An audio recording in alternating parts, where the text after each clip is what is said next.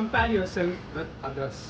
உங்களுடைய கெப்பாசிட்டி என்னன்னு உங்களுக்கு மட்டும்தான் தெரியும். இந்த வாழ்க்கையிலங்க இந்த ஃப்ளாஸ்க் மாதிரி தாங்க அடிக்கடி நம்ம என்ன பண்ணிக்கிறோம், நம்ம நாமே குறைச்சி மதிப்பிட்டுக்கிறோம்.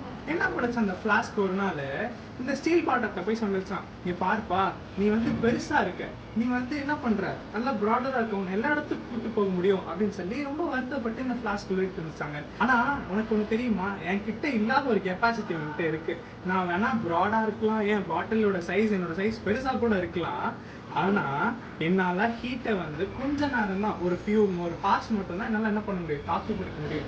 ஆனா உன்னால அப்படி இல்லப்பா, உன்னால 10 மணி நேரம் ஆனாலும் 20 மணி நேரம் ஆனாலும் உன்னால அந்த ஹீட்டை தாக்கு பிடிக்க முடியும். அப்படின்னப்பதான் அந்த ஃபிளாஸ்க்கு புரிஞ்சிச்சான், ஓ நம்மகிட்ட இவ்வளவு பெரிய கெப்பாசிட்டி இருக்கா, சே நம்ம ஹைட் இல்ல, நம்மளால நிறைய ஸ்பேஸ் இல்ல நினைச்சிட்டு இருந்தோம், ஆனா நம்ம கிட்ட இவ்வளவு பெரிய கெப்பாசிட்டி இருக்கேன்னு அப்பதான் அது புரிஞ்சுச்சான். இந்த மாதிரி தாங்க வாழ்க்கையில சில டைம் நம்ம என்ன பண்றோம்னா, நம்மள அடுத்தவங்களோட கம்பேர் பண்ணிக்கிட்டே இருக்கோம். ஆனா நம்ம கிட்ட இருக்க கெப்பாசிட்டியை நம்ம பார்க்க மறந்துடும். இனிமையாவது வாழ்க்கையில இவன்ட்டு இது இருக்கே, அவன்ட்டு அது இருக்கே, என்கிட்ட இது இல்லையே அப்படின்னு சொல்லி புலம்புறத விட உங்கள்கிட்ட இருக்கிற பொட்டான்சியலையும் உங்கள்கிட்ட இருக்க கெப்பாசிட்டியும் நீங்க வெளியே கொண்டு வாங்க.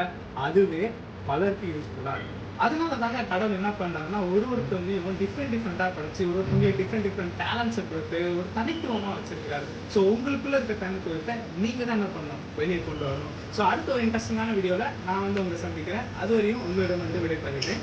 நன்றி.